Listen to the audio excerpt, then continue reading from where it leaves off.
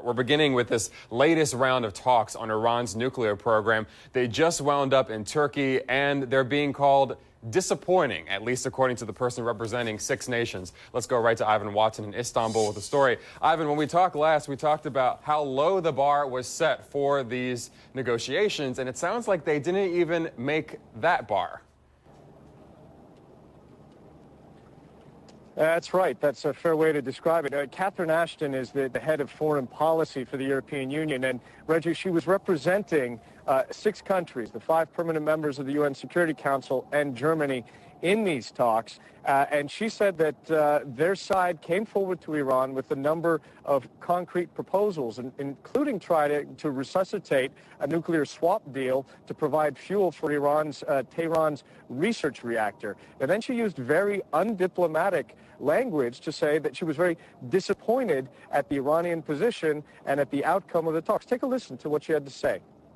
This is not the conclusion I had hoped for.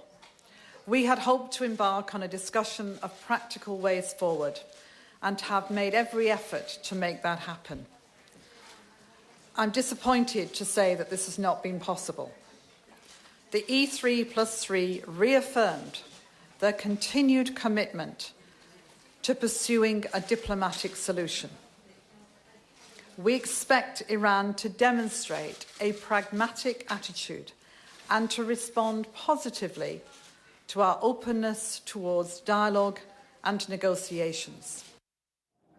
Now, Reggie, Ms. Ashton went on to say that the Iranian delegation had come forward at the start of the negotiations with 2 preconditions, one addressing, demanding, as she says, full acceptance of a full nuclear fuel cycle, and the second, the lifting of sanctions. The UN Security Council recently imposed a 4th round of sanctions against Iran. Now, we just heard from the top nuclear negotiator from Iran, Saeed Jalili. He's been giving a press conference here just moments ago, and he came out and said that it was very important to begin any dialogue for there to be some kind of logic and respect between nations, and he was arguing that Iran has not been receiving that respect. Take a listen to what he just had to say.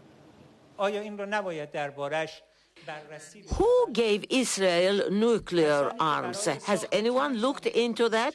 Or perhaps it needs not to be explained. Is that so?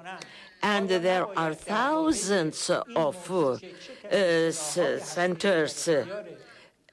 There are certain sanctions that are imposed. Why is it that they're not doing anything for Israel when they're doing it for other power plants? And this is one of the most important subjects that we have to cooperate on. So, Reggie, what you basically have is Iran's delegation arguing that the nations from the UN Security Council, they are basically ganging up on Iran while allowing countries like Israel to go ahead and have nuclear weapons. One of the other complaints that we heard, he said that just last year, 2 Iranian nuclear scientists were murdered in Tehran, and he said, how come the United Nations Security Council is not coming in and talking about that? He called that a fiasco. But there is one fact here, and that is Iran is facing unity from 6 countries, including China and Russia, that have traditionally been closer to the Iranian position and now seem to be siding on this nuclear issue with arch rival the United States and Great Britain. Reggie? It's an interesting development. We should point out that Iran is part of the Nuclear Non-Proliferation Treaty and Israel isn't. So another difference between those 2 nations. Ivan Watson has been monitoring all of that from Turkey for us. Ivan, thank you.